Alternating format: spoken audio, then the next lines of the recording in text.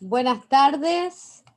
Desde el Museo del Juguete Étnico le damos la bienvenida a un gran amigo e investigador de Brasil, el doctor José Ronaldo Fasseber, más conocido por nosotros como C, que es antropólogo y profesor de educación física y docente de la Universidad de Paraná en Brasil, investigador en etnodeportes en Brasil y en toda América. Hola José, ¿cómo estás? Hola Fê.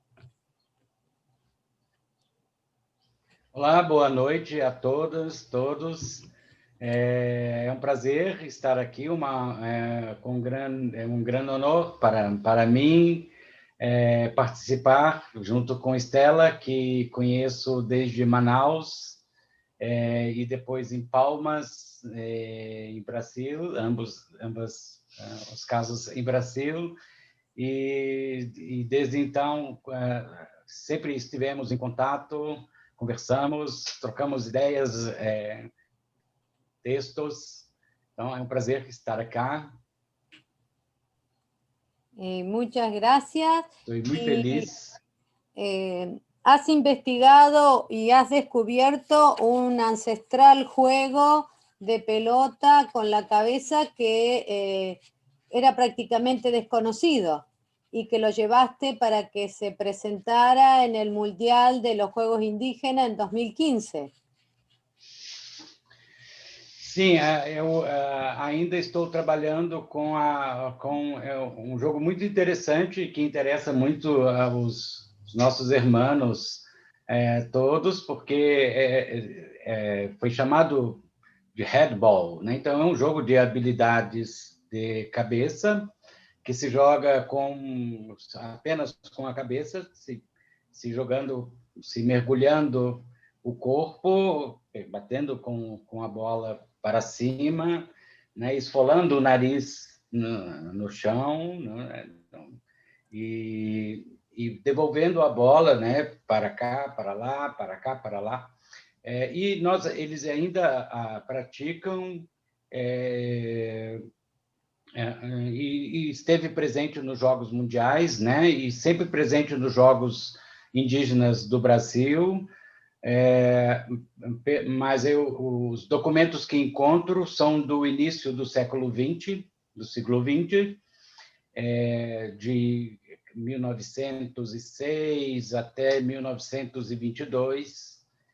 Há uma exploração, né, desse tema, se o Brasil tenta fazer um jogo de identidade étnica, um jogo nacional, genuinamente nacional, em substituição ao invasor futebol. O futebol era considerado ainda futebol, né? Era considerado um invasor, e queria-se uma identidade genuinamente brasileira, brasileira, enfim, a partir de um jogo que não podia ser la peteca, porque a peteca tampouco é solo brasileira, ela é também de Oriente, né? Há similares. Então, o jogo do Zicunati, o futebol de cabeça, o headball, né? É um jogo que foi considerado um jogo perfeito para fazer um projeto de nação, né? Um projeto de identidade nacional, que é meio que artificial, mas um projeto. E em teses, né, eu trabalhei com jogos ainda mais antigos, né? Estou com o jogo Caigangue, dos índios Caigangue, que são índios que também habitavam o noroeste da Argentina, o território de Misiones. Estela me presenteou com um texto descoberto lá nos arquivos que estavam em Posadas, né? Creio que Posadas, né? Que tu mandaste, sobre os Caigangue, e eu também eu tenho alguns de Argentina, de território de Misiones, que dão conta do jogo, né, do canjire, que é um jogo de guerra, um jogo de guerra, né, em português, é um jogo que foi proibido pela colonização e depois foi substituído pelo futebol, né? Então, quando eu vou fazer o meu trabalho de campo, o que eu vou encontrar é já o futebol e não mais os jogos tradicionais entre os caigangos. Os caigangos quase não tinham mais, apesar de que havia alguns brinquedos ainda étnicos, como o bodoque, né, a funda, não sei como se chama. Onda. Isso, fonda. Isso no Rio Grande é funda. Enfim, a escalada do Pinheiro, da Araucária, né, do Pinheiro de Paraná, né? E há outros pequenos jogos, pequenas bonecas de milho feitas com palha de milho, né? Pequenos joguetes, bonecas. Então, eu creio que começo a apresentar. Claro, bueno, nos vas a hacer un recorrido histórico, sí, por tu trabajo de etnodeporte, así que te dejo y los dejo con José, que nos va a deleitar, con C, que nos va a deleitar con su charla. Ok, então buenas noites a todos e todas. E vou começar minha apresentação das minhas lâminas. No sé cómo se ve, te iba a decir porque se ve que le cambiaste la... Está por compartir pantalla. ¿Qué te... Okay.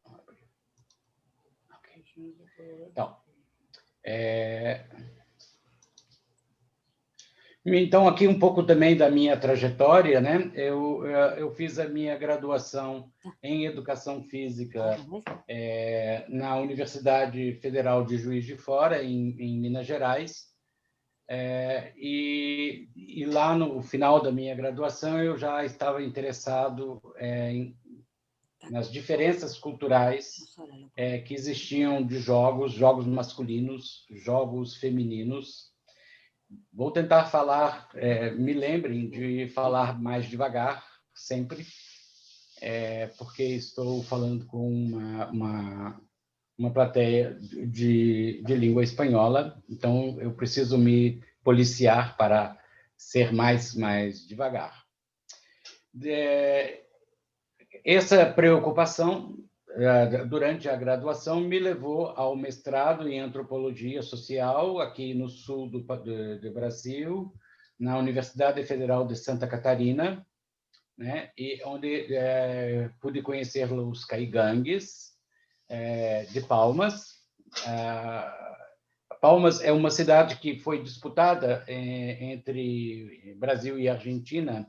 O território argentino ia até a cidade de Palmas, e houve uma disputa internacional no início do século XIX, e foi arbitrada pelo Robert Cleveland, o presidente americano, em favor do Brasil, e lá o que prova que caigangues estão também no território argentino, e no sul do Brasil, e mais o estado de São Paulo, em Brasil.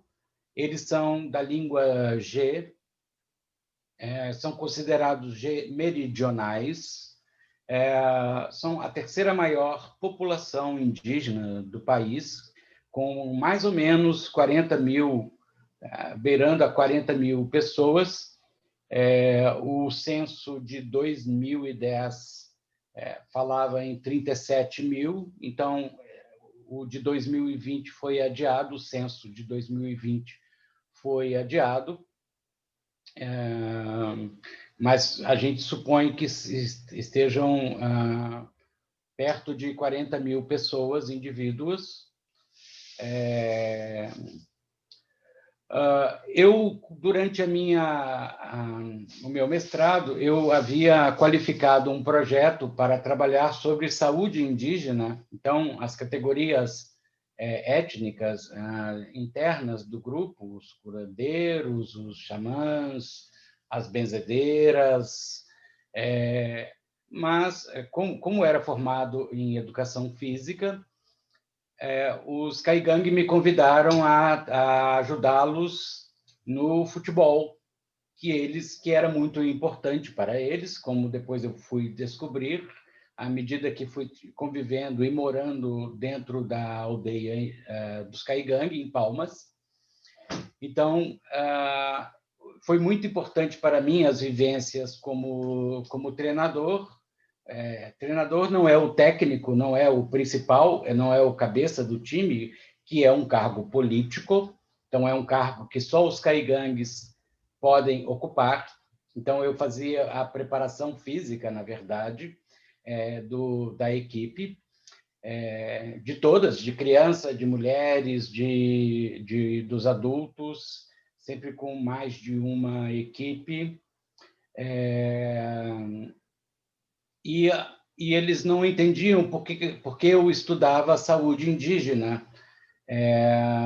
Eles falavam: por que você não estuda o futebol? O futebol é muito importante para a nossa aldeia, é muito importante para o nosso povo, e, de fato, eu encontrava sempre a maior concentração de caigangue em volta do campo de futebol.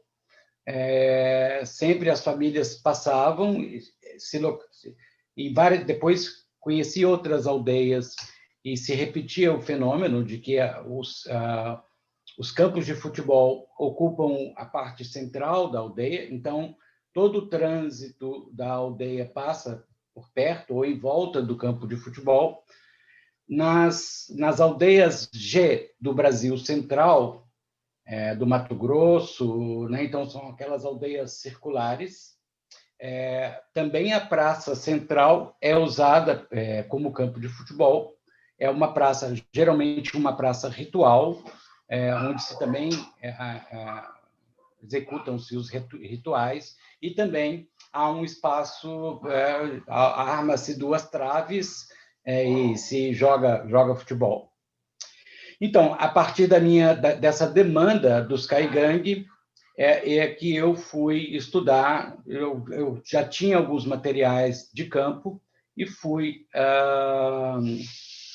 trabalhar com futebol, e isso me ajudou bastante como uma porta de entrada entre as famílias caigangue. Então, todos me conheciam, junto com a fotografia, que me ajudou também a ser, ainda no tempo da fotografia impressa, né? Não era a fotografia digital como temos hoje. Então, toda essa vivência, que tem muitos casos muito engraçados, um dia isso pode virar um bom texto só das minhas reminiscências, das minhas lembranças do campo, né? Em cima de caminhões, viajando com boi, com carneiros, com porcos, equipos, todos juntos, caminhões abertos. Enfim, há muitas histórias muito, muito engraçadas. E então eu resolvi pegar esse material de campo que eu não usei no meu mestrado, e fui trabalhar no meu doutorado na Unicamp com a professora Beatriz Rocha Ferreira, onde eu fundei, no final, o conceito de etnodesporto e também o de etnodesporto indígena, na conclusão da minha tese. E apenas para fazer uma nota a metodologia que nos diz Edward Evans Pritchard no livro Bruxeria, Magia e Oráculos entre os Azandes, né? Em que não é o pesquisador que faz o campo, o trabalho de campo, e sim é o campo que faz o pesquisador. Então, esse o meu caso é um exemplo do que poderia ser apontado metodologicamente por Evans Pritchard. Bom, alguns pressupostos do meu conceito de etnodesporto são de que, primeiro, as culturas são dinâmicas, né? As tradições se atualizam. Nossa grande tradição, talvez em todos os tempos, foi a de não ser muito tradicional, senão atualizar as nossas culturas, né? Culturas estáticas são culturas de formigas ou de abelhas, né? Mas nós, ao contrário, nós decapitamos as rainhas, nós derrubamos governos, derrubamos reis, nós somos arbitrados por sistemas sociais e não genéticos, né? Então, nossas culturas são bastante dinâmicas, né?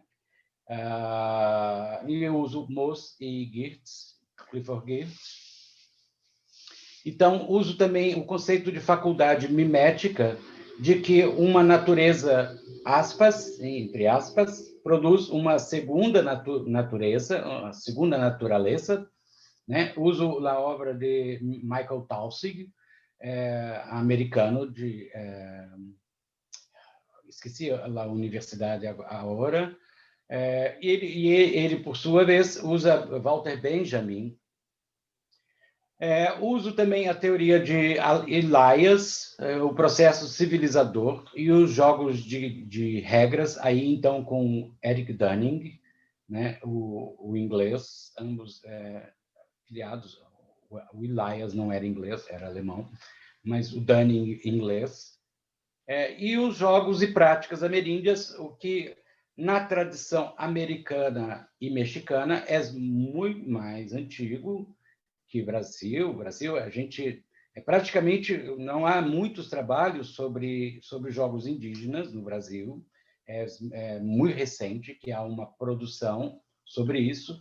E nós temos Cullen, nos Estados Unidos, Nabokov, Roland Hanson, e depois alguns etnógrafos que moraram em Brasil no início do século XX, como Alfred Metro, que escreveu Handbook of South American Indians, né? E Curtini Muendaju, que é um dos pais da antropologia social alemã, né? Que não era uma escola tão famosa quanto a inglesa no início do século XX, mas que tem uma contribuição muito grande na etnografia dos índios brasileiros, sobretudo o Guarani, que estou também trabalhando agora com o Guarani. Então, eu cheguei ao conceito, a partir desses pressupostos, ao conceito de que etnodesporto são atividades físicas sob a forma de jogos tradicionais nativos, que são específicos e diferentes em cada etnia, e as dinâmicas e transformações destes jogos no tempo e no espaço. Por outro lado, também são as formas de adesão aos processos de mimesis do esporte global, o esporte moderno, né, da sociedade colonizadora. Em outros termos, é a capacidade que os jogos, então, estou falando de etnodesporto indígena, então, a capacidade que cada povo indígena teve de adaptar-se a novos jogos, a novos instrumentos em suas vidas, os jogos entre eles, sem, contudo, perder sua identidade étnica original.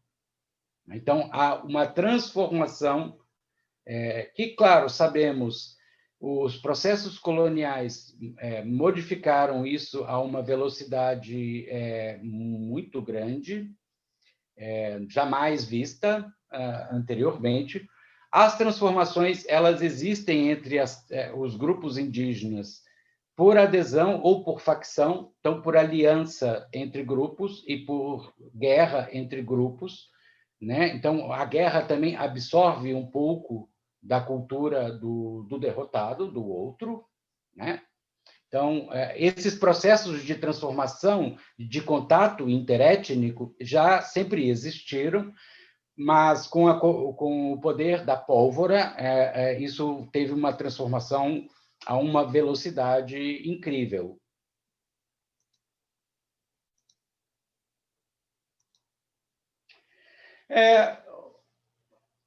O futebol indígena, como um mimesis desse esporte moderno, né, ele apresenta assim, uma identidade que ela os antropólogos vão chamar de uma identidade romântica, essa ideia de a identidade do seu clube, do coração, de que, enfim, todas as glórias que a equipe como esta ou como qualquer outra, né? Mas também cria uma identidade de resistência cultural. E vou tentar explicar como. Bom, o futebol produz mais tipos de futebols, em português dissemos futebols, no plural, e esse conceito de segunda natureza, né, entre aspas, né? Então, aqui em Brasil dissemos que o futebol nasce bretão, na Inglaterra, ele se expande para a Europa, para o continente africano, asiático e sul-americano, para a Argentina, Brasil. No Brasil, também ele a diáspora, o espalhamento para o futebol gaúcho, o futebol nordestino, o futebol indígena, e, por fim, o futebol das mulheres, tudo isso repetido, o futebol das mulheres bretãs, europeias, asiáticas, sul-americanas, brasileiras, indígenas, né? Então, sobre um futebol que é um jogo de mesmas regras para todos, produz efeitos diferentes. Aqui nós dissemos que há uma escola sul-americana de futebol, um ethos, uma maneira uma posição de corpo. No Brasil se diz que há muito gingado, uma palavra africana, né? Molenga, né? Tem bastante gingado, bastante swing, né? Seria a palavra, que difere do futebol sul-americano do Brasil e da Argentina. O futebol do Rio Grande se parece mais com o futebol da Argentina, do Rio Grande do Sul. Se parece mais com o futebol da Argentina e menos com o futebol do Nordeste, né? Então, as fronteiras também são muito dinâmicas nesse caso, mas produz vários tipos de identidades que são, como diz, algumas muito românticas, né? Outras de resistência. Então, no caso, por exemplo, do futebol atual das mulheres, um futebol de resistência. As mulheres, como Marta, estão lutando para a igualdade de gênero, né, igualdade salarial. Quando o Brasil tomou a decisão de que a Confederação Brasileira de Futebol, que vai pagar igual homens e mulheres, os homens protestaram na internet, porque produzem mais dinheiro do que as mulheres. No entanto, as mulheres no Brasil têm sido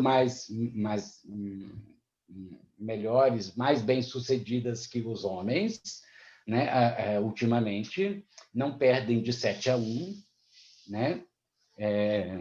Então, estão em melhores posições. Né? Marta, uma grande artilheira, uma pessoa também boníssima, com projetos sociais, com investimentos profissionais no futebol feminino. Então, ela é uma guerreira. O futebol caigangue, ele, voltando a cá, ele é uma representação da beligerância. Existia o contato, a situação de contato dos caigangue com as colônias, tanto de Brasil quanto de Argentina, são muito conflituosas, são muito bélicas. Há muitas estratégias de guerra que os colonizadores não conhecem e que os caigangue conhecem. Os caigangue impõem muitas derrotas às tropas coloniais de Portugal no Brasil, no período colonial. E, aos poucos, que a colonização vai adentrando no território brasileiro, eles vão sendo aldeados, né? O que eles não eram. Os caigangues são considerados um povo seminômade, né? Houve a demonização da sua religião, eles usavam casas subterrâneas. Os caigangues são muito interessantes, as casas subterrâneas com círculos de pedra, que também abandonaram, e os jogos tradicionais, que eram jogos de guerra, foram silenciados, né? E a gente vai encontrar na literatura que o futebol vem substituir justamente nesse período de transição, em que há o silenciamento dos jogos tradicionais e o surgimento do futebol como um jogo que é também uma metáfora de uma guerra, porque o futebol significa, em último caso, ocupar o campo do adversário, tomar espaços. Então, o futebol também serviu para eles como uma boa metáfora da guerra. Ok? Então, e o jogo, eu consegui, pelos relatos na minha etnografia, com entrevistas, a entrada dele, eu cheguei até o início do século XX, não uma data muito precisa, que é justamente quando os jogos tradicionais, chamado canjir, está aqui a palavra, são apagados, são silenciados, finalmente silenciados. Durante todo o século XIX, as descrições que existem dos jogos caigangue são negativas, né?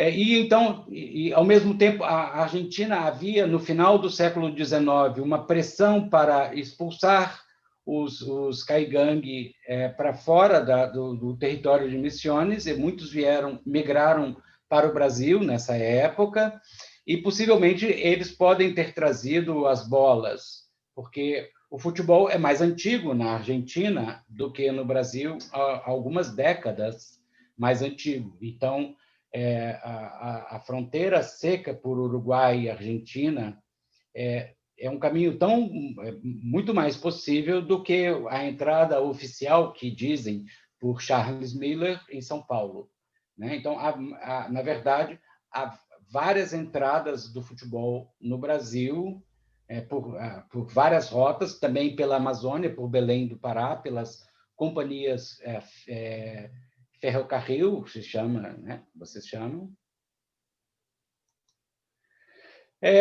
Analisei também aspectos sociológicos desse futebol caigangue, que se mostrou presente durante o meu trabalho de campo, né? De toda aquela minha fase de trabalho de campo que vai desde 1997 até 2004, quando mais ou menos encerro o trabalho de campo.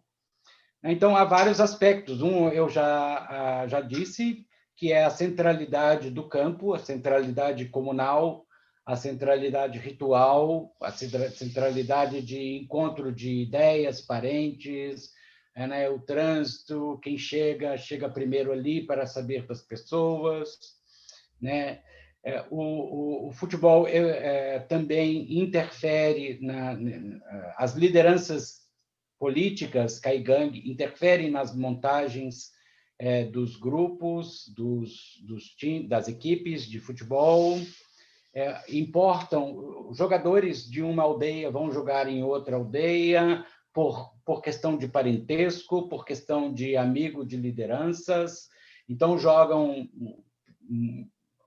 jogadores que se despontam, que são muito buenos, vão jogar, são considerados de mais de uma aldeia, são contados pela aldeia de cá e pela outra aldeia também, né? Tem a questão do gênero, até quando as mulheres podem jogar, né? Então, várias coisas eu notei, inclusive essa diferença que é fundamental na identidade caigangue, que eu disse, uma identidade de resistência, que é como eles dizem sobre a construção do seu próprio corpo, da força, da sua noção de pessoa, pensando em Marcel Mauss, essa noção de força, né, vão criar entre eles um tipo ideal, um tipo guerreiro, que estava lá presente nos jogos tradicionais e agora se repete no jogador de futebol. Então, isso talvez seja muito mais simbólico do que físico. Entendemos assim que sejam processos muito mais de identidades mesmo. Então, isso são questões internas que a gente observa, por exemplo, algumas regras de uxorilocalidade ou matrilocalidade, ou seja, o genro vai morar com o sogro, né? Em quase todos os casos, isso é uma tradição que ainda se repete e se encontra na literatura de 1900, né? E também as relações que eles têm, os Kaigang, com as populações externas, com as populações coloniais, que estão muito próximas das aldeias, e quase todo o sul do país. Então, os Kaigang chamam os não Kaigang de Fog, esta palavra que está aí. Então, eles jogam entre as aldeias, eles jogam nos times de futebol dos colonizadores, dos Fog, e eles também jogam contra os Fog. Então, eu encontrei as três situações, e uma coisa que é bastante curiosa, quando entrei na aldeia pelas primeiras vezes, eles me ensinaram algumas palavras do idioma, principalmente as palavras de jocosidade, as palavras em que podiam falar mal dos brancos, dos colonizadores.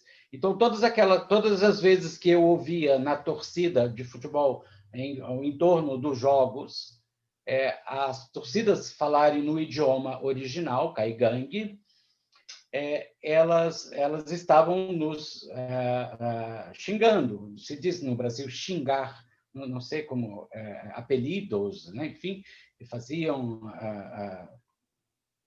eram engraçados, faziam com muito bom humor, tiravam a gente, ficavam, enfim, brincando com a nossa cara, enfim, né? Isso no idioma, então, que era permitido. Eles podiam se expressar livremente e podiam ser jocosos conosco, mas eu entendia, muitos não sabiam que eu dominava as palavras, então eu sabia quando eles estavam falando mal de nós, né? Eu sabia, não entendia tudo, por supuesto, mas eu sabia que não era que eram boas ou malas palavras, ok? De outro lado, havia a questão da beligerância, do contato beligerante, que havia uma representação negativa da sociedade em relação a essas populações indígenas vizinhas, né, das vizinhanças. Então, os Kaigang sempre falavam antes dos jogos, na chamada pré-eleição dos jogos, eles evocavam a ideia do fair play, que não se podia julgar muito duro, que não se podia reclamar com árbitros, com juízes, e de fato, eu acompanhei, e essa era uma regra que poderia dar cadeia, poderia aprisionar o jogador em uma pequena cela e dentro de aldeia por alguns dias, se descumprisse tal ordem. E, de fato, vi alguns que foram para a cadeia, como se diz, não sei se a palavra é a mesma, as cadeias públicas, né? Nas bastilhas, enfim. Por outro lado, eu levantei na literatura do século XIX, do final do século XVIII, a literação é o contato dos Caigangue. Então, quando o Império Português muda para o Brasil, fugindo de Napoleão, o Dom João VI ele suspende a humanidade, os efeitos de humanidade dos Caigangue por 2 anos. São considerados animais e podem ser caçados e mortos.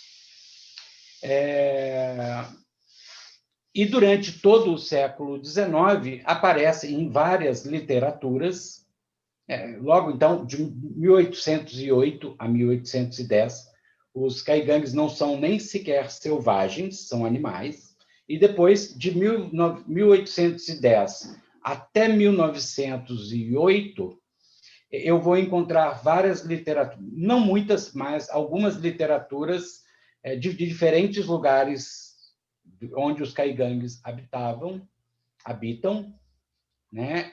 Que são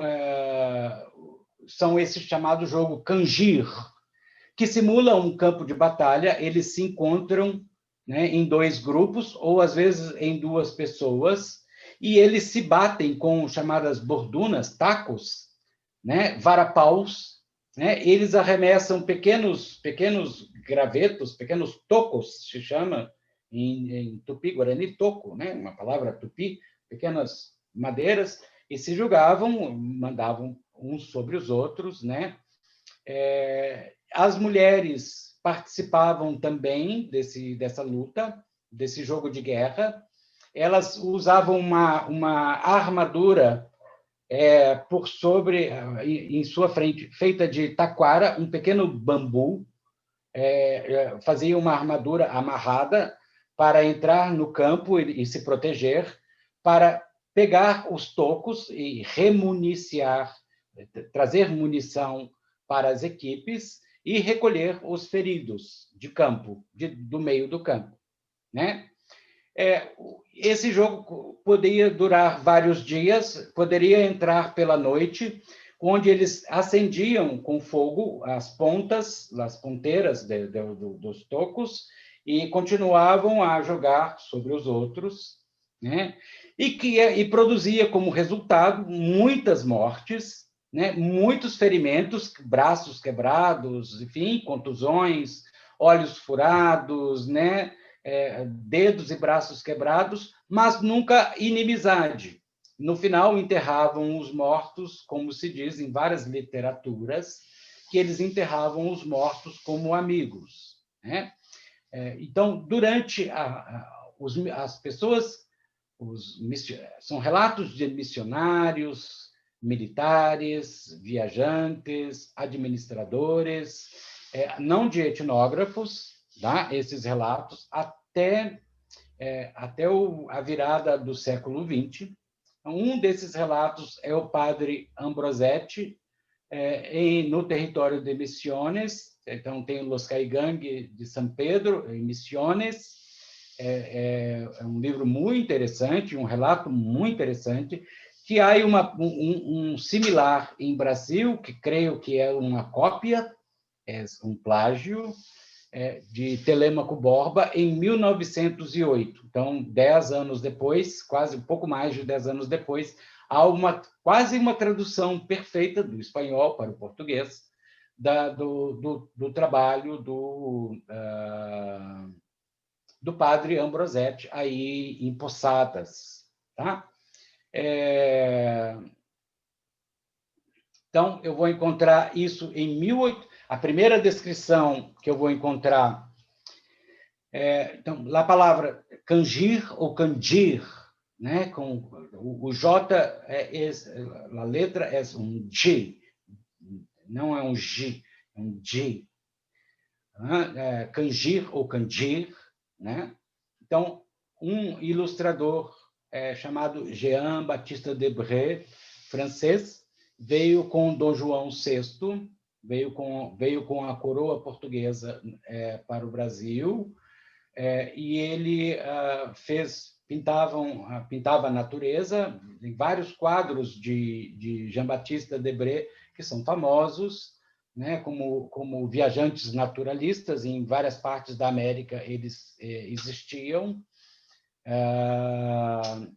E muitas coisas que ele pinta ele não viu, de fato ele não viu, vou mostrar uma mais adiante, mas são relatos que contam para ele e ele pinta a partir desses relatos, tá?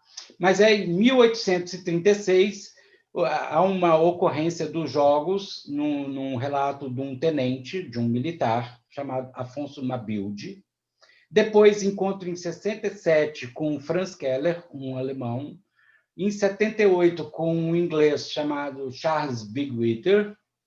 E depois em 1894 com Ambrosetti. No século XX, e em todos esses casos, há um horror das pessoas que estão descrevendo sobre como essas práticas podem ser cruéis, como essas práticas deveriam ser proibidas pelos colonizadores de Argentina e de Brasil, no caso, né? E depois, no século XX, eu vou encontrar lá em Loureiro Fernandes, em 1941, eu encontro já memórias dos jogos. Não jogavam mais, as pessoas dizendo que o jogo não existia mais. Eu também encontro nas minhas entrevistas as pessoas muito velhas, os anciãos, me dizendo que os seus avós conheciam esses jogos, mas eles não conheceram, o que pode ser real ou pode ser uma certa vergonha, né? Vergüenza, né? Para não admitir que o jogo era um jogo que a colonização cristã não gostava, né? Pero, no final, quando eu estava produzindo a minha tese, uma amiga que é antropóloga de Universidade de Londrina, ela me fez um relato de que numa aldeia no norte do Paraná, ela viu um grupo de crianças com maíz, o milho, que se chama em Brasil milho, a maíz, né, para vocês, o milho debulhado, depois de tirado os grãos, sobrar o que chamamos aqui sabugo, não sei como se chama em espanhol, o sabugo do milho, né? Uma parte muito leve, e que pega fogo, seca, ela produz fogo, né? Então, as crianças brincavam aquilo, jogando umas sobre as outras, sem produzir muitos ferimentos, porque era muito leve, né? E de noite também acendendo esses tocos e jogando para ver os traçantes no ar, né? Como que traçava. O que é particularmente interessante no Canjir é que ele é o jogo mais antigo até agora relatado no Brasil.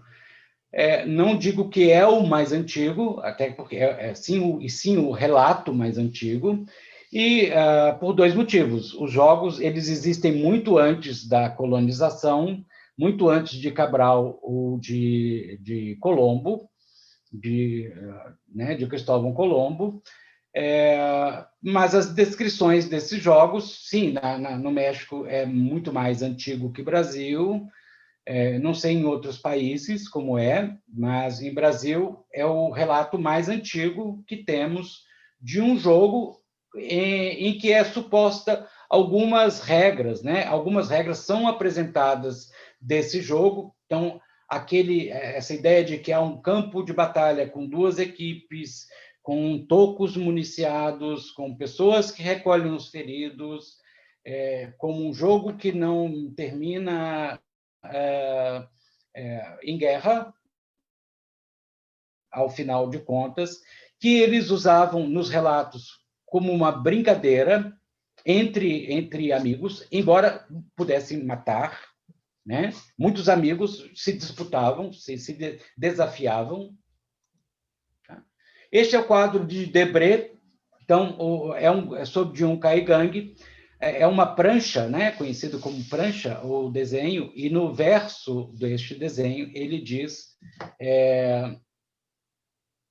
ele diz a respeito de uma estratégia de guerra dos índios Botocudo, desses índios, com outro nome, que é um nome similar dado para os Caigangue, em que eles chamavam a atenção dos viajantes na estrada com assobios, e quando os viajantes paravam para prestar atenção no que estava acontecendo, um grande número de pessoas se levantava da mata e atirava tocos, atirava esses pequenos varapaus, né? E pequenas madeiras, né? Pequenas toras de madeiras sobre os viajantes para assaltá-los. Então, o jogo, na verdade, ele é, de fato, um treinamento de guerra que o Debré vai encontrar aqui. Não se tem precisão da data dessa pintura, mas se sabe que Debré fez os desenhos entre 1810 e 1830. Esse desenho desse personagem é o desenho pelo Charles Bigwater, o inglês, que é um livro que está em inglês, uma literatura que está em inglês, e ele vai mostrar esse jogo de varapaus também, tá? Vai mostrar que é uma prática que eles também ficam um pouco horrorizados com ela, né? Neste mapa, é um mapa do início do século XX, produzido talvez na virada do 19 para o 20. Então, mostrando aí a ocupação do Guarani, Caigangue, né? A sobreposição dessas populações. Havia outras populações no sul do Brasil que foram dizimadas, e não existem mais, como o charrua, o minuano, que não sei se encontra igual em Uruguai e Argentina. Por fim, eu gostei muito dessa ideia de trabalhar com jogos tradicionais e com os aspectos históricos que eu conseguia levantar. Hoje nós temos vários museus virtuais que dispõem de uma literatura que está disponível para consulta. Então, eu comecei a me interessar pelos Parecia Liti, que faziam esse jogo de cabeça, chamado primeiro de Zikunati, mas agora tem esse nome Zikunariti, né? Que é um nome que os Parecia Liti usam, que estão no Mato Grosso, assim como os Nambiquara e os Enauenenauê, que também são vizinhos aos Parecia Liti, e que também jogam um jogo muito parecido, com outros nomes étnicos próprios, mas que são grupos que tiveram contato com a colonização muito mais tarde do que com os Pareci. Os Pareci eram um grupo indígena muito manso, não eram muito guerreiros, receberam muito bem os colonizadores, então não foi uma relação tão conflituosa, apesar de que muitos morrem por efeitos de doenças, né, que não conheciam, né?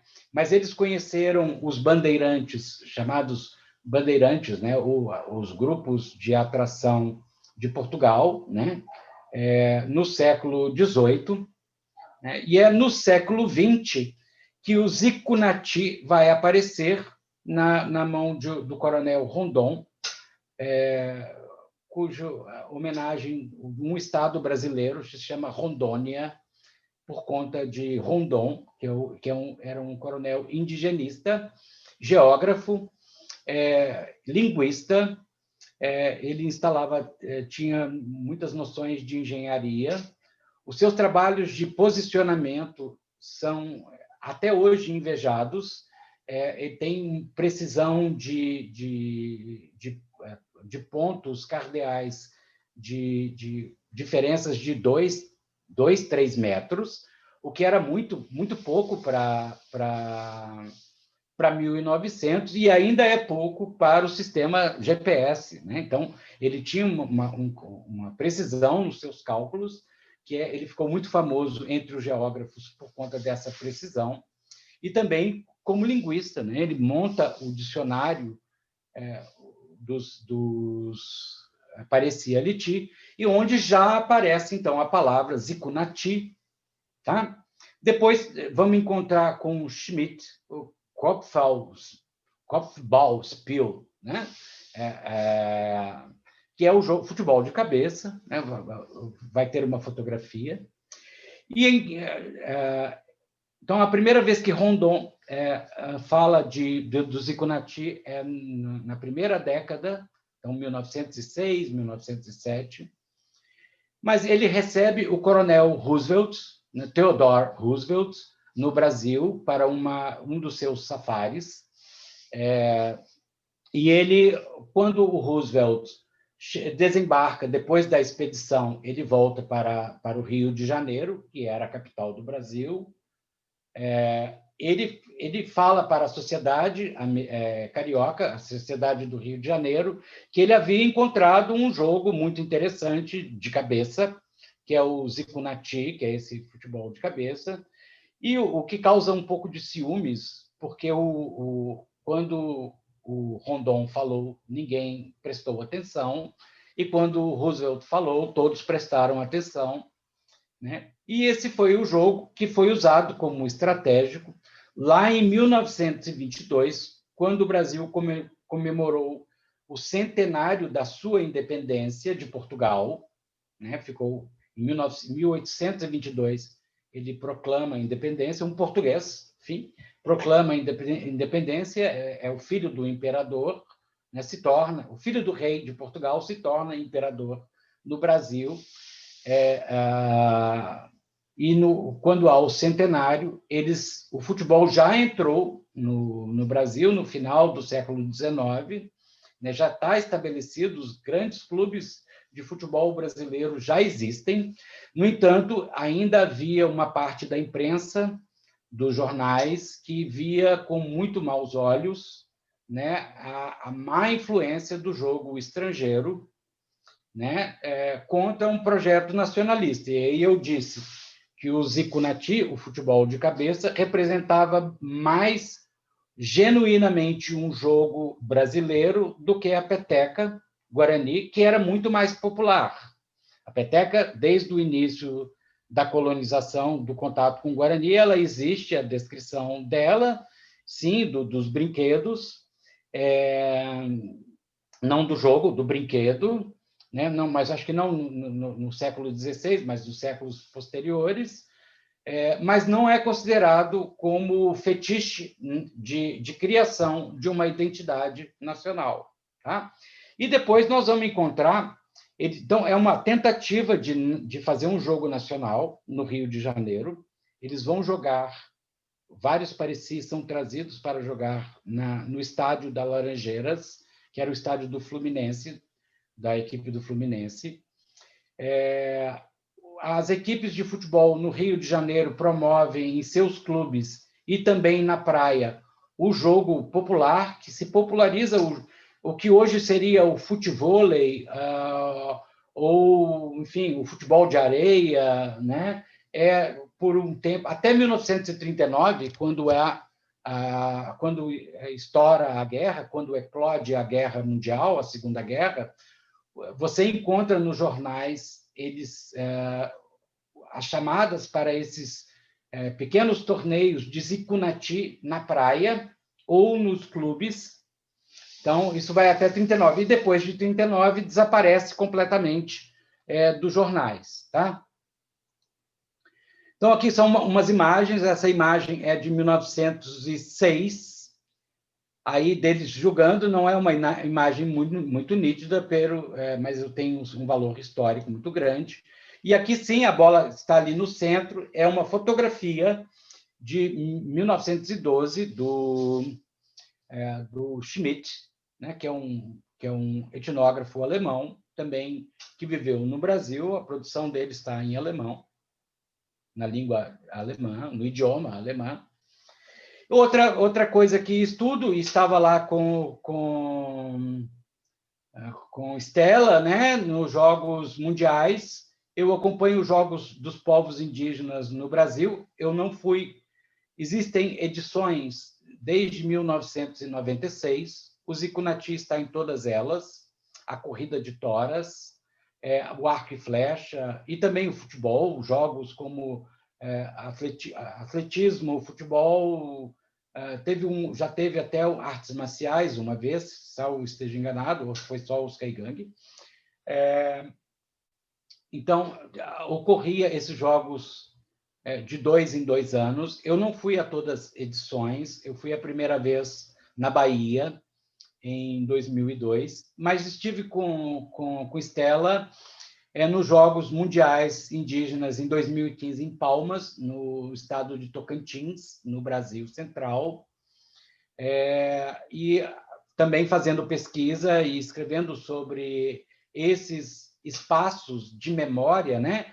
Como que essas arenas são também espaços de outras negociações. Eles estão ali para fazerem fóruns de saúde, de educação, discutem territórios indígenas, a demarcação de territórios, fazem protestos, como vimos lá, protestos contra a presidente Dilma estavam na moda naquele ano, mesmo os indígenas fizeram contra a ministra da Agricultura da Dilma, deram um troféu da motosserra de ouro para ela. A Estela deve se lembrar disso. Também há discussões de gênero, sobre machismo indígena, sobre as sementes crioulas, né? As sementes nativas, trocas de sementes. Então, havia espaços de agricultura, de mostras de agricultura também. E também um espaço não onde eles apenas se mostram para a gente, mas aonde eles se veem. É um espaço de encontro deles, para eles, primeiramente, se verem, né? É um espaço de modelo para eles mesmos, tá? Que é o que eu vou dizer aqui, afinal, né? Que é através dos jogos tradicionais e, de certa maneira, do futebol, que está dentro das aldeias, as sociedades se desvencilham do atomismo cotidiano e se fazem visíveis como totalidades, conseguindo gerar e expressar uma imagem modelar de si mesmas. Então, eu concluo aqui, assim, dessa maneira, com as palavras Kaigang, Tupé Mocaimé, muitas graças, meu e-mail está cá para contatos. Esta foto que coloquei de fundo é uma indígena do norte do país. Ela está no raso, ela não está fazendo surf.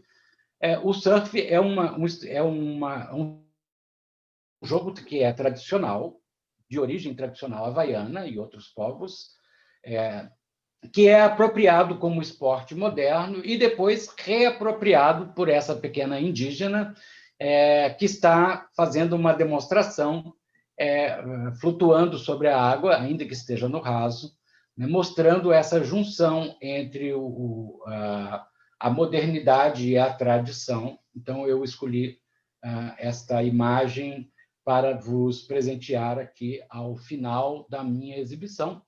Muitas graças, mais uma vez. Muito obrigado a Estela. E creio que é só. Vou abrir para a nossa discussão.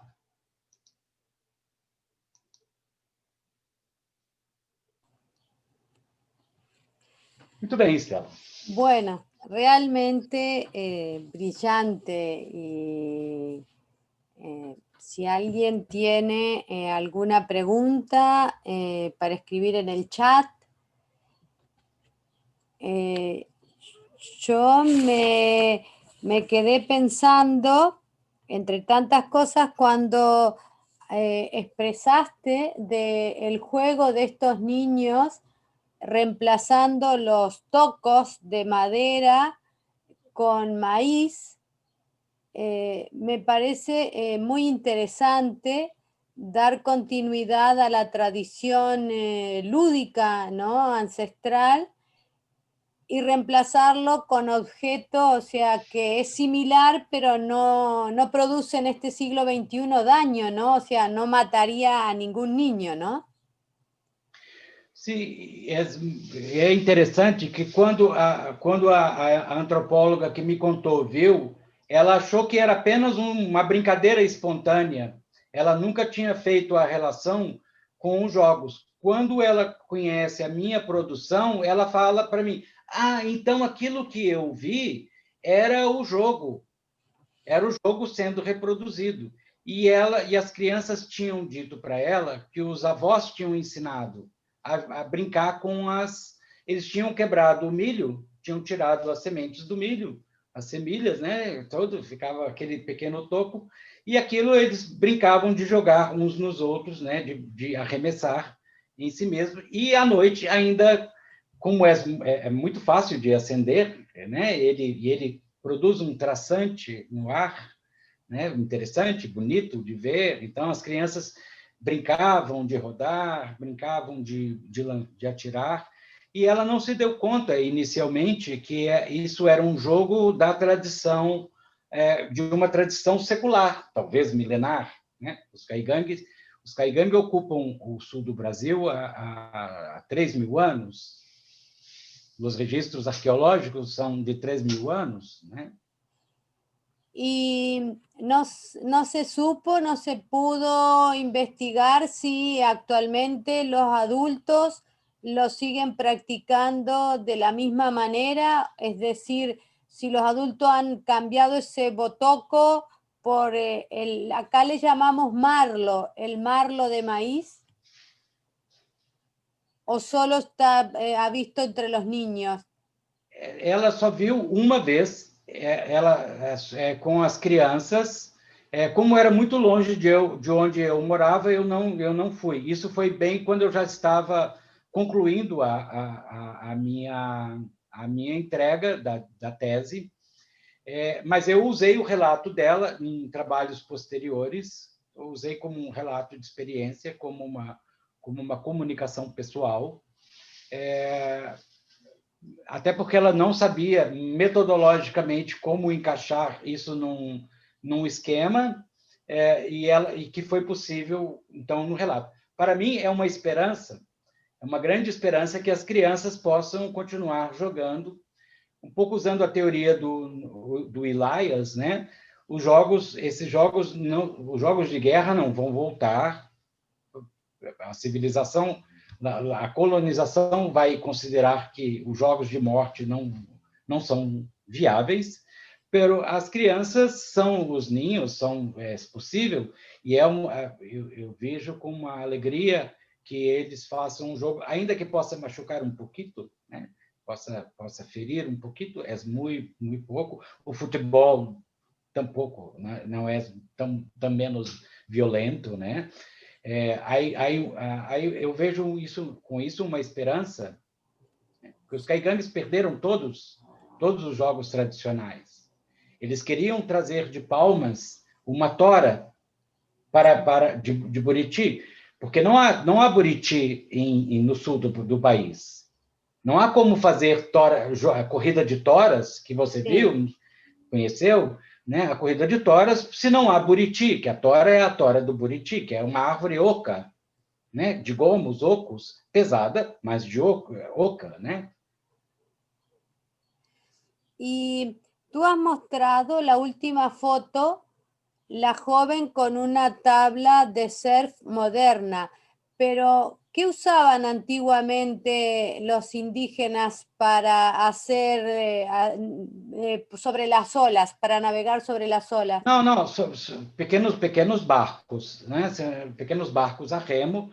O surf alguém possivelmente levou de presente para eles uma prancha de surf, que assim como a bola de futebol se difundiu no Amazonas, na Pororoca, o fenômeno da Pororoca, do rio Amazonas, já ouviste falar, que é quando o rio se encontra com o mar, né, formam ondas, e você pode ficar surfando sobre uma prancha por horas e horas e horas na mesma onda, sem cair, a mesma onda, a onda fica horas e horas.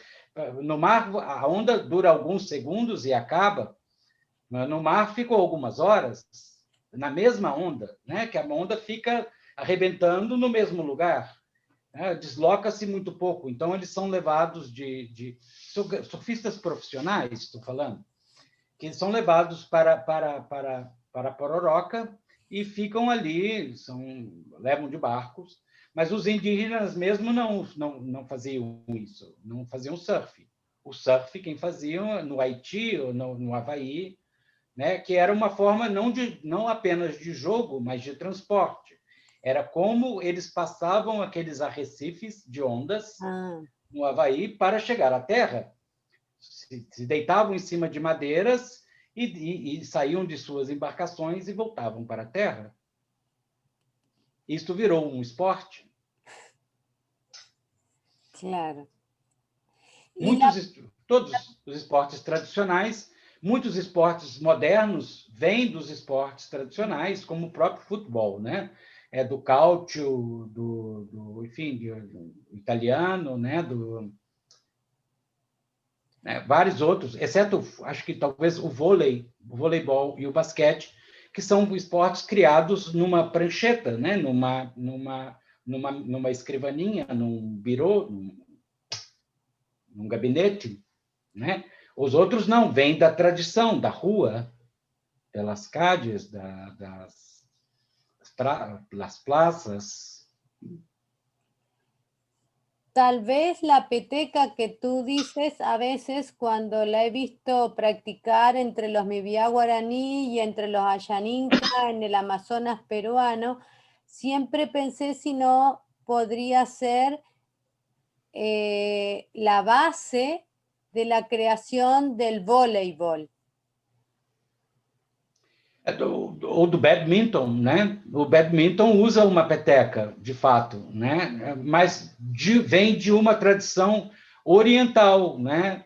Da peteca do Oriente, né? Eu creio que é também de uma transformação do jogo tradicional, né? Mas no Brasil também se joga com uma espécie de pandeiro, né? Com as mãos, um jogo de criança, enfim, que se vendem em lojas, dois pequenos pandeiros e la peteca, que vão batendo com os pandeiros. Para não bater com a mão, bate com o pandeiro. Eu tive, quando criança, muitas petecas, né? Mas, como você disse, a peteca ela tem um contexto de muitos países, né? Os guaranis estão na Bolívia, estão na Argentina, estão na Amazônia, estão em todo o litoral do Brasil, estão no Mato Grosso, estão em Argentina, muito presentes, né? Guarani, e com contatos com outros grupos. Então, a transmissão desses conhecimentos é muito dinâmica. Pero o Zikunati não. O Zikunati era muito local, era muito endógeno, né? E apenas os vizinhos os Pareci e seus vizinhos, os Nambiquara e os Enauê Nenauê, jogavam esse jogo muito parecido. Y a ver, nadie pregunta, así que voy a volver a preguntar yo. La pelota con la que juegan el fútbol de cabeza los caigá, ¿de qué la hacen? ¿Es de caucho? Não, ela é feita uma bola de látex da mangaba, assim como outras bolas também são usadas como látex, né, na América Central. Então, ela é feita esticada, o látex enrolada, esticada. Eu tinha uma bola, eu comprei em Palmas uma pequena bola de ar por dentro, ela é leve, tá? Ela feita para quicar, para pular, né? Então, depois a minha ficou pequena, porque murchou, mas ela ficou inflada, ficou grande, ainda uns 3, 4 anos, até murchar, porque eu considerei muito buena, o látex, né? Muito colorida. Então, eles esticam sobre uma madeira, vão, e eu não sei como é o processo, depois, creio que sopram, né, e fazem... É uma técnica muito parecida com México, com Guatemala, Sí. com jogo de pelota maia, né? Como se constrói a pelota, né? Da pelota maia, enfim, de Jairzinho, nosso amigo Jairzinho, Panqueba. Panqueva, sí, sí. No sé si creo que todos tienen habilitado para hablar. Si quieren hacer alguna pregunta. Está acá a Viviane, que é minha cunhada, irmã de minha esposa. Sí, estaba Está Anabel, también ouvindo. había varias E personas. Amália Flores, que conheço também, Amália. Sí, había varias personas y hay otras personas en el Facebook.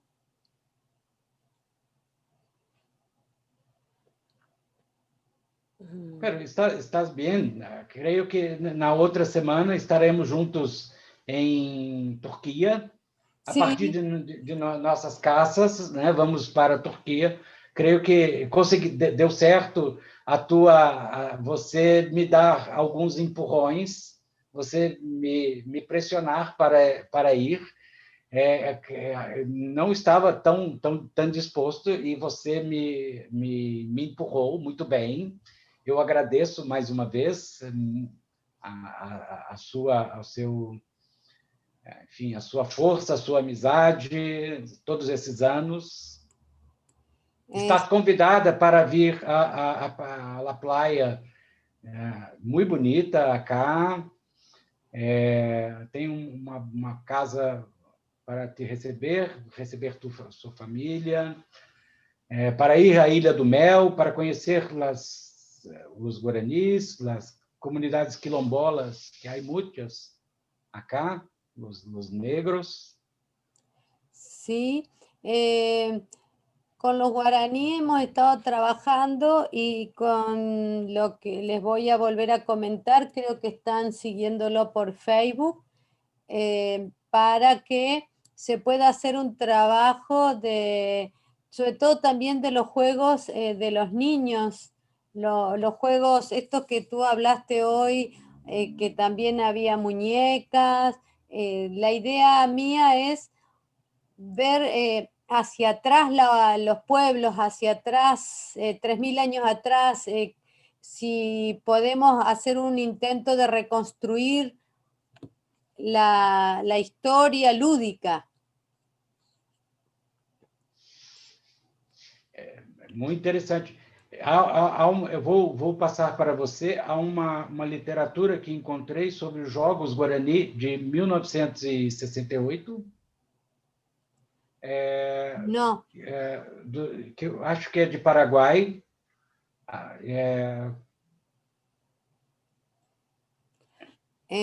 No, ahí hay un mensaje en portugués.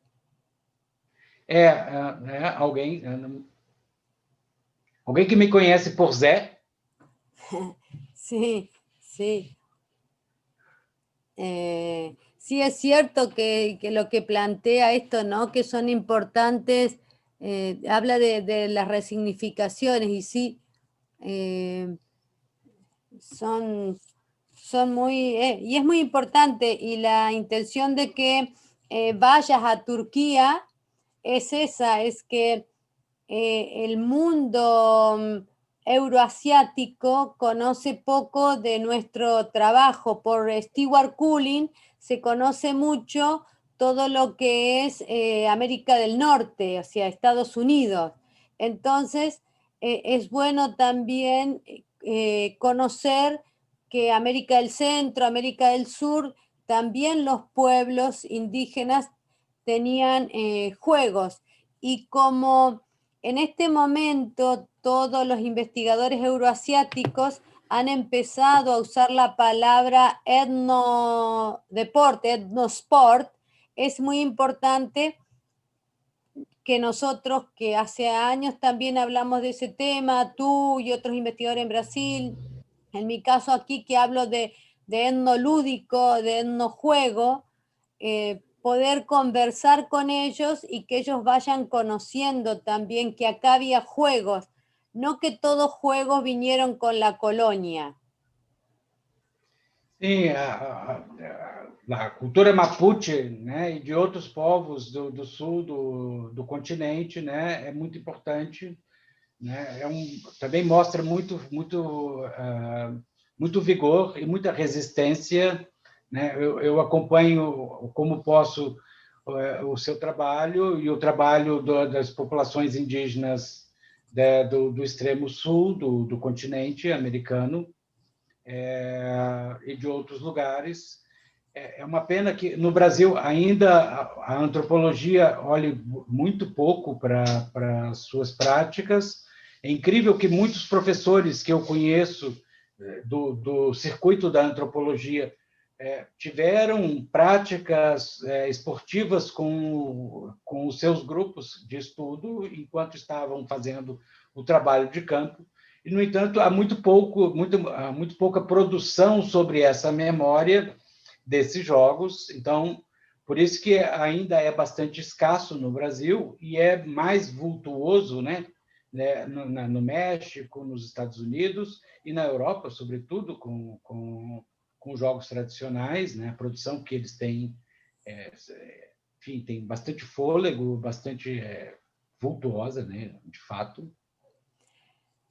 Sí, y tú citaste a Metro y bueno, gracias a Metro aquí también yo he podido recuperar algunos juegos y el mayor trabajo se hace generalmente con los registros de los viajeros, que son los que iban dejando retazos de la información de la práctica. Considero que la antropología recién ahora está mirando incluso las excavaciones de una manera diferente, porque en el ámbito de lo que se llamaría juguete, lo que he visto que muchas pequeñas piezas que son juguetes siempre lo asociaban al rito, y pienso que en Brasil debe haber pasado lo mismo, y a veces eran juguetes o a veces eran duales, como tú explicaste, de que el juego del fútbol se jugaba en la parte central de la plaza de la aldea, que era un espacio de rito.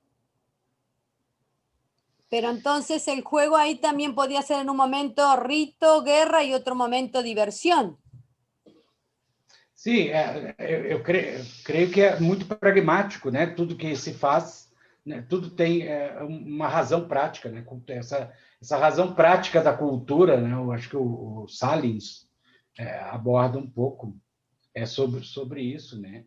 E eu creio que agora, com a história indígena, com a possibilidade da gente ter cada vez mais museus virtuais, arquivos virtuais, eu creio que nós vamos encontrar coisas muito interessantes.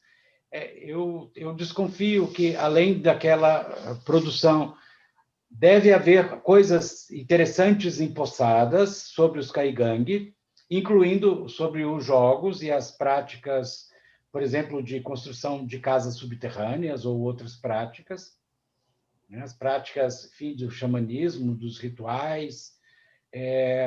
Eu tenho uma perspectiva muito boa em relação à pesquisa a partir dessa documentação que pode ficar disponível. Isso eu acho que é muito importante, incluindo a gente conhecer o registro de brinquedos, de joguetes, né, de bonecas, né, que estão perdidos em jornais, em revistas, em periódicos de outras épocas. Nós temos no Brasil uma boa plataforma que é a Biblioteca Nacional do Rio de Janeiro, que tem hoje todo o seu acervo online, né, de jornais e periódicos e revistas.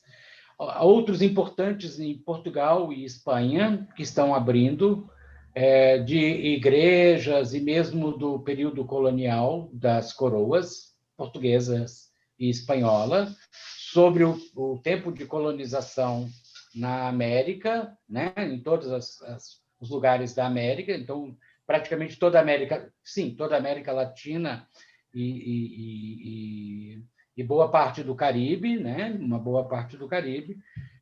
Então, eu creio que nós, em alguns anos, nossas próximas gerações vão ter um acesso a coisas fantásticas, a coisas que vão ser bastante animadoras, que vão se juntar também a essas novas práticas, né, que as populações têm, né, essa capacidade que têm de se reinventarem, de redescobrirem. Muitas etnias no Brasil que eram consideradas extintas estão ressurgindo. Nada impede que os caigangue ressurjam em Misiones. Eu acredito que eles estão lá. Muitos dos seus descendentes ainda moram lá e estão um pouco envergonhados de dizerem da sua ascendência indígena, mas eu creio que estão lá muito, e se lembram, têm memória para nos contar, e há também toda a documentação, né, disponível. Poçadas, eu tenho muita curiosidade de ir a Poçadas para fazer essa investigação. Enfim, tem esperanças com as populações indígenas, com as identidades, com essa afirmação, e acho que os jogos, né, eles são um espaço incrível para negociar, é um espaço que nem sempre eles podem se encontrar, né? Então, nem todos estão lá também, mas quando eles podem, nos jogos, tem sempre aqueles fóruns paralelos que são muito ricos, né? Tem muitas discussões sobre como eles vão tocar a vida e, enfim, como eles podem nos ensinar a tratar bem do meio ambiente, como eles têm tratado bem melhor do meio ambiente do que nós, né? Nós, às vezes, exigimos que os índios pulem para a escala para cima de consumo, quando deveriam, ao contrário, os índios nos ensinar a pular para escalas abaixo de consumo, né? Se todos consumissem como os americanos, nós precisaríamos hoje de 3, 4 terras, globos, para sustentar a todos. Então, creio que os índios têm muito a nos ensinar sobre essas boas práticas de vida. Acho que só, né? Acho que está bom. Sí, muchas gracias. Foi um grande prazer, estou muito feliz de ver, de conversar com você, com as pessoas. Sei que está transmitido na outra plataforma também, que outros estão vendo por outra, não estão participando aqui, mas estão vendo. Espero que tenham aproveitado bastante. Minha gata vai entrar na live, entrou na live a minha gata, ninguém chamou, ela veio aqui. E acho que ela veio me pedir comida. E é isso, querida. Foi muito bom falar com você, né? Eu agradeço a Amália Flores, que está aqui também. Sí, Estou disponível. Meu e-mail, né, está aqui, vou repetir aqui, meu e-mail, Amália. Sí. Estou disponível, nunca... Meu trabalho de professor e investigador é um trabalho gratuito, sempre, Sí. para a divulgação da ciência. Não faço cobranças sobre isso. Então, está cá meu e-mail. Pode entrar em contato. Me telefono em Brasil. Celular, o móvel, telefone móvel.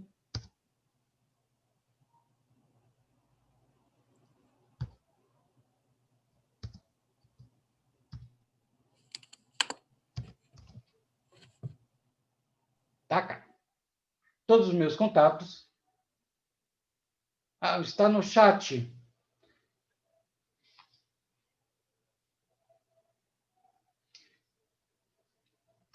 Ah, Amália, sinto. Então, meu e-mail, JR... Deixa eu exibir de novo aqui a última página, que você verá.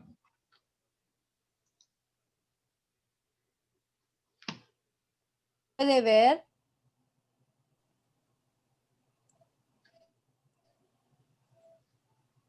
Então, está vendo?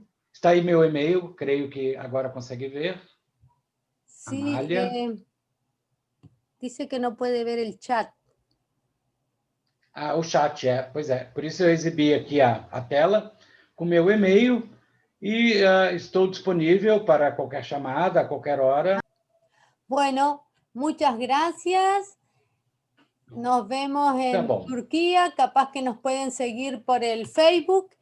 Y la próxima semana, si quieren, va a haber un conversatorio en el que van a exponer investigadores de toda América justamente sobre un juego inca totalmente desconocido que ha sido recuperado por investigadores de Ecuador, Elsa Sinchi, Miguel Ángel Novillo, Santiago Ordóñez, el doctor Frank Salomón de Estados Unidos lo estudió en Perú, la doctora Denise Pozzi, el doctor Rommel Falcón de Perú, después en Chile lo investigó la doctora Victoria Castro y Mauricio Uribe, Genaro Guarita en Bolivia. Yo lo empecé a estudiar en Argentina. Está licenciado Cristian Vitri y ellos fueron parte de mi bibliografía y muy gustosos, todos han apoyado y bueno, la idea es que se conozcan sus investigaciones y es una forma de seguir visibilizando los juegos de los pueblos indígenas en sus distintas acepciones, rituales, oráculos, lúdico, pero es importante, es hora de que se visibilice la cultura lúdica de América. Así que están invitados. Y ya seguiremos conversando por este medio, aprovechando la tecnología, José, con tu trabajo, José, como te conocemos todos. Muitas graças, minha amiga. Tenham todos uma boa noite, um bom fim de semana para todos, um bom descanso nesta sexta-feira. Cuidem-se bem de pandemia. No Brasil não está fácil. Temos 170 mil casos de mortes, de mortos, e creio que ainda outros 100 mil não notificados ou subnotificados, que poderíamos chegar a quase 250 mil. Números que o governo está escondendo, números de desmatamento e incêndios florestais também estão sendo escondidos, estão sendo censurados.